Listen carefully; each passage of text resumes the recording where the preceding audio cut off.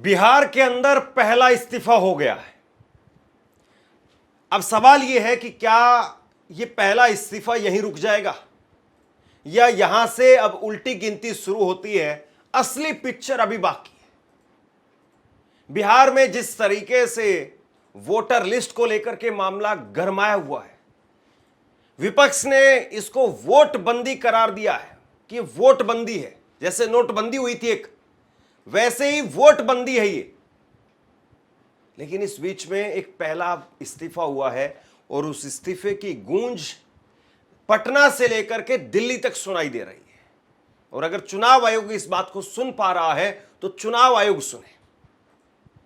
एक बीडीओ ने इस्तीफा भेज दिया है और बीडीओ ने इस्तीफा भेजते हुए अपने वरिष्ठ अधिकारी एसडीओ को लेकर के कहा है कि एसडीओ हमें बहुत परेशान कर रहे हैं, जलील कर रहे हैं हमें। क्यों जलील कर रहे हैं, क्यों परेशान कर रहे हैं? कि आप जल्दी जल्दी जल्दी जल्दी करके फॉर्म अपलोड नहीं कर रहे हो, जल्दी फॉर्म अपलोड करवाइए। दरअसल जो आप आंकड़े देख रहे हैं कि बिहार में 80% काम पूरा हो गया, इतने % काम पूरा हो गया, रोजाना टीवी में हम देख रहे हैं कि इतने करोड़ इतने लाख फॉर्म भरे गए हैं। ये कहां से हो रहा है? ये यहीं से हो रहा है। बिहार में इलेक्शन कमीशन के द्वारा चलाए जा रहे विशेष गहन पुनरीक्षण में अनुमंडल पदाधिकारी यानी एसडीओ की ओर से प्रखंड विकास पदाधिकारी बीडीओ के ऊपर शीघ्रता से वोटर फॉर्म अपलोड करने का इतना दबाव बनाया गया कि तंग आकर के इस्तीफा दे दिया। मामला कटिहार जिले का है। लेकिन मामला केवल इतना ही नहीं है। आप सुनेंगे तो चौंक जाएंगे। जरा तफसील से इस खबर को सुनिए। बीडीओ के ऊपर प्रेशर बनाया जा रहा है एसडीओ की तरफ से। अब इस मामले को आप दो तरीके से समझ सकते हैं। पहली बात तो यह है कि सामान्य तरीके से अगर हम इसको समझें तो कई बार ऐसा होता है कि जब इस प्रकार की कोई योजना, स्कीम, कोई कानून या कुछ भी ऐसा सरकारी काम होता है तो उसके लिए ऊपर वाला अधिकारी अपने नीचे वाले अधिकारी को, वो अधिकारी उससे नीचे वाले को, वो अधिकारी उससे नीचे वाले को, वो इसी तरीके से प्रेशर करते हैं। एसडीओ बीडीओ को प्रेशर कर रहा है और एसडीओ को डीएम की तरफ से प्रेशर आ रहा होगा और डीएम को आप समझ सकते हैं कि कहां से प्रेशर आ रहा होगा। तो कुल मिलाकर के ये प्रेशर का खेल है और प्रेशर ऊपर से आता है, फिर नीचे बढ़ता बढ़ता बढ़ता बढ़ता चला जाता है।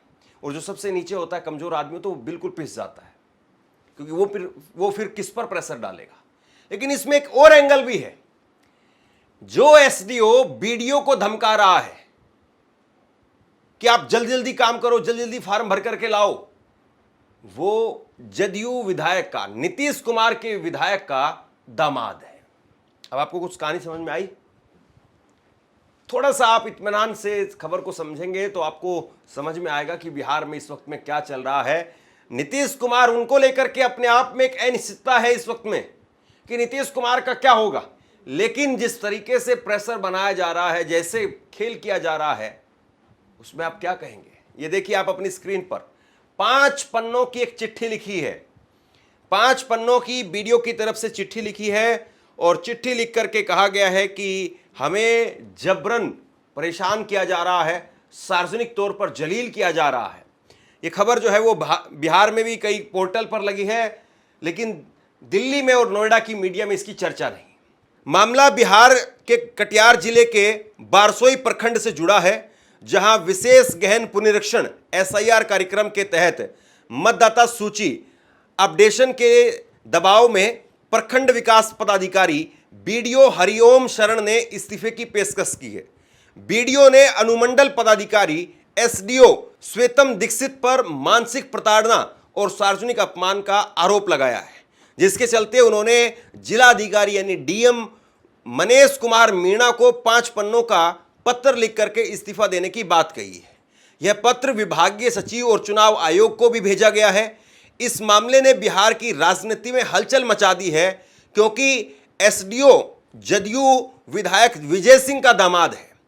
विपक्ष ने इसे सत्तारूढ़ दल के दबाव का परिणाम बताया है और इसे वोटबंदी करार देते हुए लोकतंत्र पर खतरे की बात उठाई है। तो आप सुनिए, समझिए कि जेडीयू के विधायक दामाद हैं, उनके जेडीयू के विधायक के दामाद हैं एसडीओ। अब पता नहीं विधायक साहब का दबाव था, पता नहीं नीतीश कुमार का दबाव है, या हो सकता है कि विधायक ने कहा हो कि भाई कम से कम अपने विधानसभा में तो चीज़ों को ठीक करवा लो, अगर हम विधायक नहीं रहेंगे तो तुम एसडीओ नहीं रहोगे। कई बार ऐसा होता है, और बिहार में तो ये चीज़ और नेक्स्ट लेवल पर जाकर के काम करती है।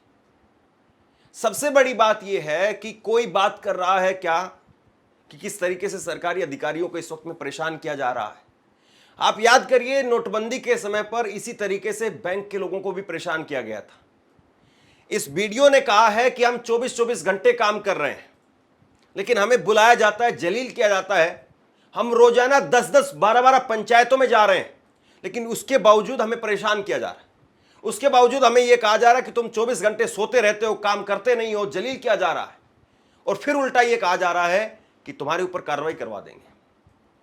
चलिए, जलालत भी आदमी सहन कर लेता है, नौकरी के चलते सहन कर लेता है, बीवी बच्चों के डर से सहन कर लेता है कि कल को कैसे घर का खर्चा चलेगा, लेकिन कार्रवाई के नाम पर तो फिर बोलना पड़ेगा। और जब आप बार बार किसी को टारगेट करें तो फिर तो कोई बोलेगा ही। ऐसा ही सेम प्रेशर मुझे याद आ रहा है 2016 के अंदर, 9 साल पहले 2016 में नोटबंदी के समय पर बैंक के अंदर देखा गया था। अभी भी मैं बैंक के बहुत सारे लोगों से बात करता हूं तो वो 2016 की उस नोटबंदी को ऐसा बताते हैं कि जैसे कोई आदमी, गांव के किसी बुजुर्ग आदमी से आप बात करो कि बाबा, गांव में सबसे भयंकर बाढ़ कब आई थी, गांव में सबसे भयंकर अकाल कब पड़ा था, सूखा कब पड़ा था, तो गांव का बुजुर्ग जिस तरीके से आपको बताता है कि फला साल के अंदर बाढ़ आई थी, ऐसी बाढ़ आई थी कि सब कुछ बह गया था, ऐसा सूखा पड़ा था कि रोटी तक नसीब नहीं थी, पानी तक नसीब नहीं था। ऐसे ही बैंक के कर्मचारियों से अगर अभी भी आप पूछे हो तो बैंक के कर्मचारी बताते हैं कि उस साल तो बस तोबा तोबा, कैसे हमने काम किया हम जानते हैं। रात को 10-10 बजे तक काम करते थे, सुबह 8 बजे 7 बजे हम लोग पहुंच जाते थे। इन हालातों में हमने काम किया, 7 दिन हमने काम किया, और उसके बावजूद गालियां खाई। और नोटबंदी का फिर क्या फायदा हुआ, क्या नुकसान हुआ, हम सब ने देखा। अब वही विपक्ष कह रहा है कि ये वोटबंदी है, और इस वोटबंदी में भी बहुत बुरी तरीके से, बहुत भयानक तरीके से प्रेशर डाल करके वीडियो के ऊपर काम किया जा रहा है। मैंने कल भी आपको सुबह भी एक खबर दिखाई थी आपको, ये आप एक बार तस्वीर देखिए। न्यूज़ 24 ने बात की एक वीडियो से, हालांकि ये मुस्लिम है इसलिए आप इसको नकार देंगे, और मौजूदा राजनीति में और मौजूदा समय में मुसलमान बेचारा कहीं फिट बैठता नहीं है, और बेचारा शब्द इस्तेमाल कर रहा हूं मैं क्योंकि यही शायद उसकी आज हैसियत बना दी गई है। मुसलमान एक वीडियो है, लेकिन चलिए हम मुसलमान नहीं, उसको वीडियो मानते हैं, बीएलओ मानते हैं, बीएलओ है ये। और ये कह रहा है ऑन रिकॉर्ड कैमरे पर राजीव रंजन के साथ में कि हमें ऊपर से मैडम का फोन आया कि कहां इधर उधर फील्ड में घूम रहे हो, घर बैठ करके फटाफट फॉर्म भर करके लाओ और फॉर्म भर करके दे। तो ये ऐसी आपाधापी और इस प्रकार से लूट खसोट, इससे क्या हासिल होगा? इससे तो अर्थ का अनर्थ हो जाएगा। क्या ये सिर्फ और सिर्फ ये काम किया जा रहा है कि जैसे कि पूरी गर्मियों की छुट्टियों का काम एक दिन में खत्म किया जाए कि कल सुबह स्कूल खुलने वाले हैं, कुछ भी हो बस रगड़ दो, पन्ने भर दो, मैडम को कहो कि हाँ मैडम देखो मैंने ये कर दिया, इस रजिस्टर का काम भी पूरा है, इस रजिस्टर का काम भी पूरा है, इसका भी पूरा है, इसका भी पूरा है। बाद में टेस्ट वेस्ट होगा तब नंबर उसमें 0 आएंगे तब देख लेंगे, लेकिन अभी तो फिलहाल डंडे खाने से बचो और रजिस्टर भर भर करके देते रहो। तो क्या ये सिर्फ पन्ने काले किए जा रहे हैं कि बस नाम लिखो, उम्र लिखो और बस पन्ने काले कर दो? क्योंकि इनके पास में, बीएलओ के पास में पुरानी लिस्ट पड़ी होती और उसी पुरानी लिस्ट को उठा करके फटाफट फटाफट फटाफट फटाफट भरते चले जाओ। लेकिन आप सोचिए कि इस तरीके की आपाधापी में जब काम किया जा रहा है तो लाखों करोड़ों वोटर का वोट कटने का खतरा है। चुनाव आयोग कह रहा नहीं नहीं कोई दिक्कत नहीं है, 80% काम पूरा हो गया। अब ये 80% अगर ऐसे होता है तो 180% भी ये लोग काम पूरा कर देंगे। आप इनसे पूरे भारत की जो है वो वोटर लिस्ट का रिवीजन करवा लीजिए। और बिहार का आदमी वैसे बहुत मजबूत है, जो पढ़ा हुआ नहीं है वो बेचारा नहीं पढ़ा हुआ, लेकिन जो पढ़ा हुआ है वो बड़ा मेहनती है और वो 12-12 घंटे तो छोड़िए, आप 24-24 घंटे भी काम कर देगा। वो डर इस बात से रहा है या वो शायद इस बात से इस्तीफा दे रहा है कि उसके ऊपर कार्रवाई की बात कही गई। बिहार में मतदाता पुनरीक्षण कार्य अधिकारियों के लिए मुसीबत बनता जा रहा है। कटिहार के बारसोई के प्रखंड विकास पदाधिकारी हरिओम शरण ने अपने पद से इस्तीफा दे दिया है। डीएम को भेजे इस्तीफे में उन्होंने अनुमंडल पदाधिकारी पर मानसिक प्रताड़ना का आरोप लगाया है। बीडीओ हरिओम शरण ने अनुमंडल पदाधिकारी पर वोटर लिस्ट पुनरीक्षण के नाम पर प्रताड़ित करने का आरोप लगाया है और उन्होंने आरोप लगाया है कि अनुमंडल पदाधिकारी बार बार उन्हें धमकी दे रहे हैं कि उनके खिलाफ डीएम और चुनाव आयोग को कार्रवाई के लिए लिख देंगे। हर दिन 10 से 12 पंचायतों का दौरा करने के बावजूद अनुमंडल पदाधिकारी द्वारा कहा जाता है कि घर में सोए रहते हो, कार्रवाई करवा देंगे। अपलोडिंग में लगे कर्मियों से 24 घंटे काम लेने का दबाव बनाया जा रहा है, जो संभव नहीं है। ऐसी कोशिश करने पर कर्मियों की तबीयत बिगड़ने लगी। आप सोचिए कि कैसे मशीन के तरीके से इस वक्त में बिहार में काम हो रहा है। और यहां पर मैं आपको ये बता सकता हूं कि रिपोर्टिंग इस पर बिल्कुल नहीं हो रही है। ना कोई एंकर के जरिए जो खबर को कम से कम बता रहा है कि चलिए कम से कम खबर पर तो बात हो रही है, ना ग्राउंड पर जाकर के कोई खबर बता रहा है।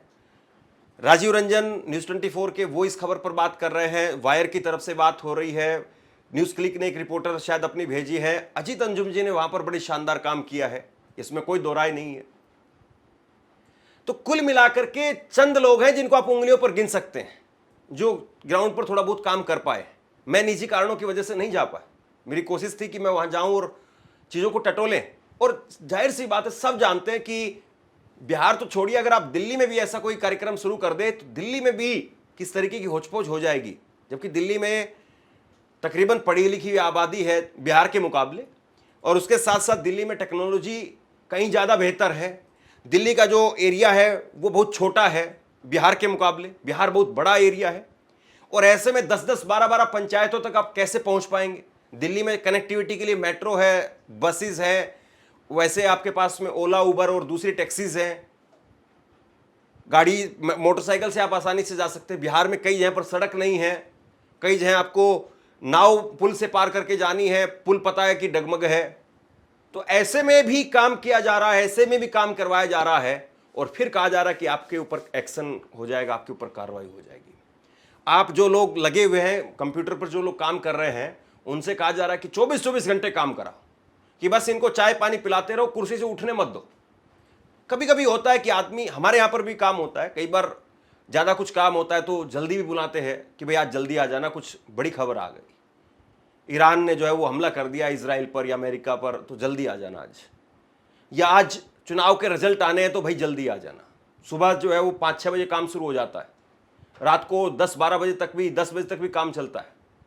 कभी कभी हो जाता है, लेकिन आप रेगुलर ऐसा बना देंगे। 27 तारीख से वो लोग लगे हुए हैं, 27 जून से लगातार वहां पर काम हो रहा है और 27 जून से लेकर के और आज 13 जुलाई हो गया। मतलब मोटा तौर पर आप देखें 80% जो ये आंकड़ा है चुनाव आयोग बता देता है कि ठीक है, इतने लाख, इतने करोड़, ये जो हो रहा है ये जमीन पर कैसे हो रहा है, इस बात को वाकई देखा जाना चाहिए। कई रिपोर्ट मैंने ऐसी देखी है जिनमें दिख रहा है कि केवल नाम लिख करके फार्म भर दिया गया है, नीचे एड्रेस नहीं है, माँ बाप का नाम नहीं है, कौन सा मोहल्ला है, कहाँ का है, उसका पहचान पत्र नंबर क्या है, वो नहीं है। और इस सब के बावजूद क्या कहा जा रहा है कि तुम्हारी नौकरी छीन लेंगे।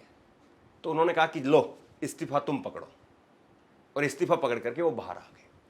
आप सोचिए कि अगर बिहार में इसी तरीके से इस्तीफे होने लगे तो चुनाव आयोग कैसे चुनाव करवा पाएगा।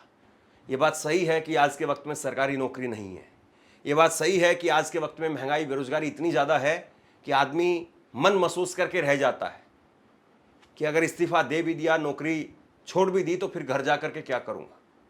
और नौकरी छोड़ने भी नहीं चाहिए क्योंकि नौकरी दूसरी मिलेगी नहीं।